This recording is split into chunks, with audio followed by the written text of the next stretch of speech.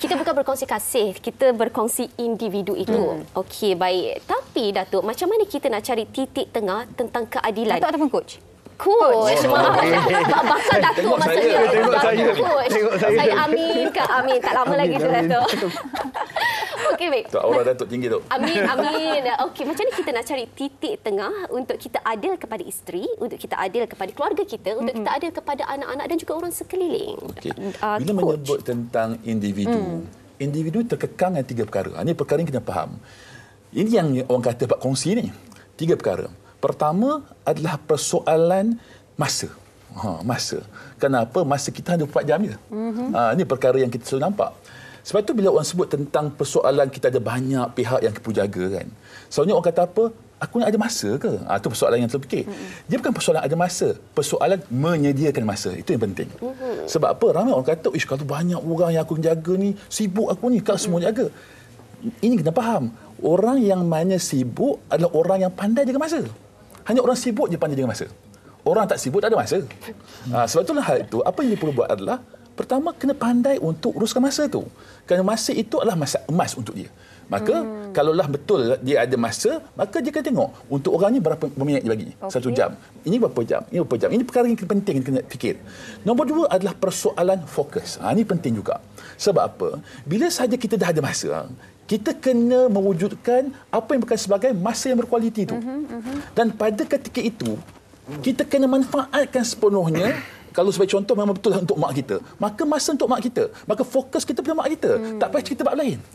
Tak payah cerita bab lain. Kerana kita nak bagi yang terbaik kepada orang itu. Sebab itu penting yang kedua adalah fokus. Baik. Dan yang ketiga adalah tenaga. Sebab bila ramai sangat orang, tenaga kita ni kan kadang-kadang terhad. Kita nak gembira pada orang A, nak gembira pada orang B, nak gembira pada orang C.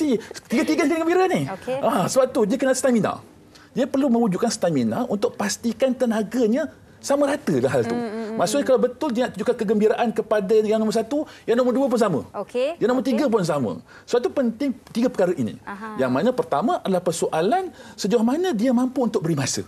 Beri masa. Yang kedua persoalan bagaimana fokus dia pada ketika ada masa itu. Dan yang ketiga, tenaga yang diberikan pada ketika itu. Dan kalau dia berjaya melakukan ketiga-tiga perkara itu dengan sepenuh hati, dengan yang terbaik, insya-Allah semua akan puas hati. Baik. Tapi coach, ini realitinya. Bila kita bercakap berkongsi individu tu, ada orang dah posesif, dah tak boleh, saya tak boleh kongsi individu. Ada antara anak beranak pun, kenapa mama lagi pentingkan abang daripada saya? Ataupun sesama suami isteri, pastinya tak ada isteri pun nak berkongsi suami ataupun kasih suami itu bersama dengan orang lain. Ini saya cakap secara realitinya. Ataupun kawan-kawan pun, awak selalu lepak dengan dia, awak tak ada pun spend masa dengan saya. Jadi saya nak tanya Datuk sebab tadi Datuk asyik senyum je. Ni saya nak tanya, mungkin Datuk ada orang di sekeliling yang berpengalaman sebegitu dan Datuk pastinya ada pendapat Datuk juga berkaitan dengan individu-individu yang posesif dan nak berlaku adil. Macam mana nak berlaku adil bila dah macam tu situasinya? Pertama sekali, sebagai manusia lah, fitrah kita sebagai manusia dan Muslim, seorang Islam, kita kena terima realiti dia, adil ni susah. Dan manusia yang sebaik-baik, semulia-mulia manusia yang Rasulullah SAW, yang boleh berlaku adil. Kita ni orang biasa ni nak berlaku adil ni hampir mustahil. Nak berlaku adil. Susah. Tapi kita boleh cuba. Kita cuba. Berusaha. Jadi kita berusaha. Kedua, kita memang agak mustahil kalau kita kata tadi kita berkongsi ada nombor 2, nombor 3, nombor 4. Lepas tu nak ada masa dengan mak, nak ada masa tu, nak ada masa ni. Kita memang akan ada masalah. Tapi apa yang paling penting ialah understanding. Kita fahamkan mereka ni tentang supaya expectation mereka pada kita, dia boleh dapat pada titik persamaan. Lepas tu yang nombor 2, kalau sekiranya kita ni sibuk, contohlah kita sibuk, ataupun kita memang tak cukup masa lah cerita dia, kita kena kerja, kita kena layan anak, kita kena apa semua, kita fahamkan semua pihak ni atau stakeholder ni keadaan kita. Supaya expectation dia pada kita dan kita boleh manage, expectation kita pada mereka ni lebih baik. Nombor 3 bagi saya lah, to be honest lah, didikan agama untuk long term. Ini kepada isteri dan anak. Supaya dalam apa jua keadaan, isteri kita ni dia lebih memahami dan bertoleransi tinggi. Sebab semua berkisah pasal rumah tangga ni, dia akan datang daripada perasaan kasih sayang. Kita berkahwin ni sebab kasih sayang. Okey. Bercinta. Anak dengan mak, kasih sayang. Semua yang bercerita tentang kasih dan sayang ni datang daripada naluri, daripada hati. Daripada satu perasaan. Jadi kalau kita boleh dapatkan sedikit kebahagiaan, ketenangan daripada dalam diri kita, banyak masalah ni selesai. Okey. Tapi macam mana pula dengan isu yang sekarang tengah hangat ni kan? Nak masuk ni. Masuk. Okey. Okey. Sekarang hangat kan dekat media sosial semua bercakap tentang suami yang berkahwin Banyak. kedua Okey. atau suami yang diizinkan untuk kahwin kedua. Ya. Dia berbeza ni. Kita nak dengar cakap pakar. Kan? Okey. Sebab ada isteri yang memang dia dah setuju daripada awal. Okey. Tapi netizen menjadi hakim pula. Hakim. Okey, macam ni Dr. Nazir. Poligami tak salah. Poligami dibenarkan. Lelaki dibenarkan untuk berkahwin dengan empat. Kita tak tolak hukum. Kita setuju benda itu. Akan tetapi cara tu, cara untuk kita nak kahwin dua tu, cara untuk komunikasi, cara untuk kita luahkan apa yang kita nak kahwin dua ni, nak kita luahkan dengan cara yang terbaik, Datuk. Macam mana adilnya tu? Okey. Dia pertama sekali kita kena jujur. Kita kena cakap dengan diri kita semua sebagaimana kita melihat zina tu haram. Kita bercakap dengan perempuan ni sebab yang sekarang ni yang jadi emosi netizen ni kebanyakan perempuan bukan lelaki Kita terima benda tu. So bila cakap dengan golongan muda ataupun perempuan, poligami dia tak terima. Okey. Bercakap poligami, hukum apa dia terus reject, tak boleh terima. Bukan semualah, bukan semua, tapi majoriti Tapi sebagaimana kita menerima zina tu haram, kita kena tahu pernikahan tu halal. Fix, tutup buku. Okey. Jadi, perkara nombor 2 tentang nak kahwin. Jadi bila kita kata nak kahwin ni, sama ada tadi Liz sebut dan juga host sebut, kita nak kahwin, nak bagi tahu atau tak bagi tahu.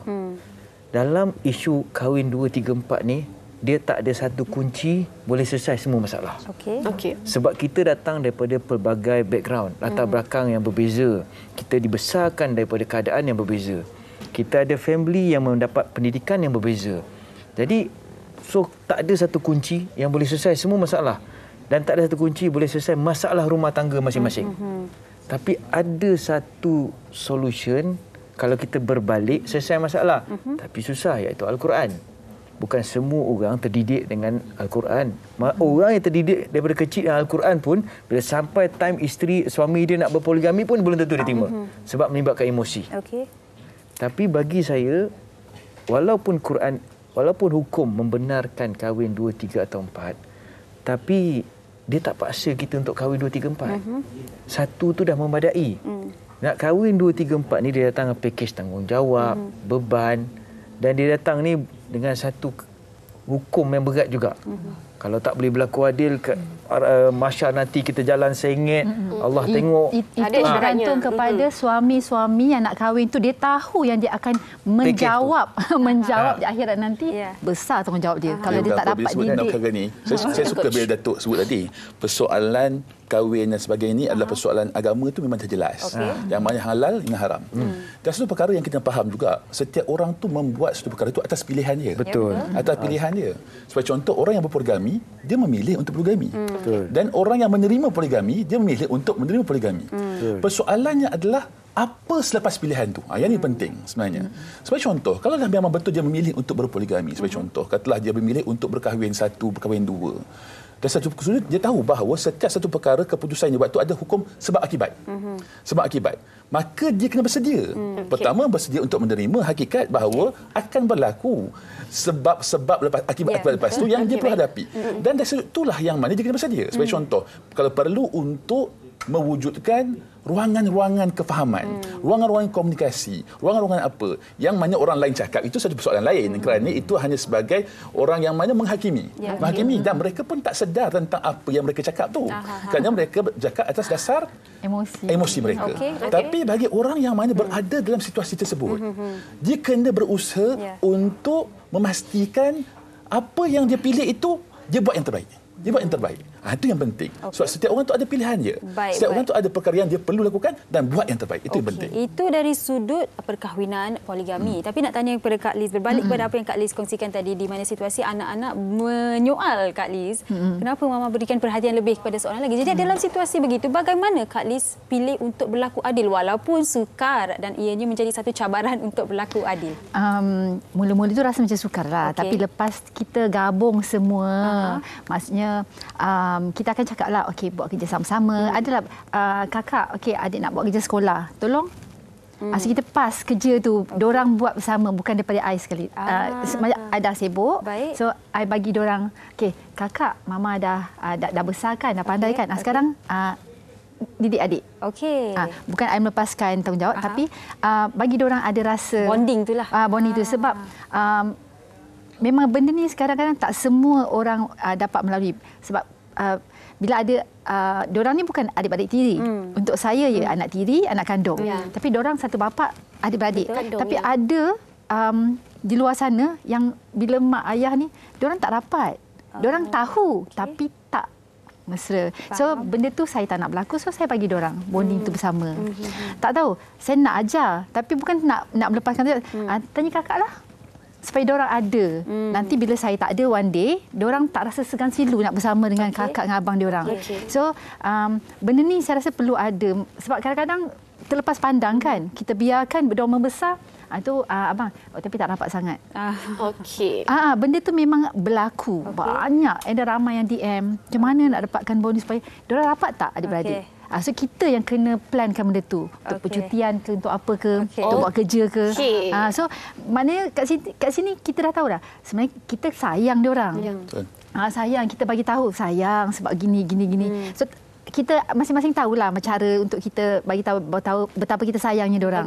So bila nak beli apa-apa memang kita akan adil. Bila bercuti semua kita akan adil. So diorang nampaklah benda tu. Okey, baik. Kata cara untuk kita memberitahu bagaimana kita sayangi mereka berbalik kepada apa yang Datuk katakan, komunikasi. Ya, komunikasi sangat penting. Kita kena adakan part 2 untuk kita punya perbincangan pada hari ini sebab saya nampak Datuk ada banyak nak kata. Tapi terima kasih sekali lagi kita ucapkan kepada Kak Liz Dawati, Datuk Nazir Hussein Al-Tausi dan juga Coach Fazul Naim Ishak atas perkongsian dan juga isi yang padu. Dah habis masa Datuk. Kita akan panggil part 2. Jangan risau. Tak sempat nak bola cakap lagi. Nak buat kesimpulan tu sebab kita akan cuba buat part 2 Datuk. Kita jemput Datuk semula ya. Dan juga terima kasih kepada Coach Fazul sekali lagi, dan kami berharap apa juga dikongsikan hari ini mungkin membuka minda kita dan cara kita melihat bila bercakap mengenai kongsi kasih ni tidak menjurus kepada satu angle sahaja. Betul. Ada lagi manfaat dan juga kebaikan kalau kita lihat dari sudut yang lebih positif.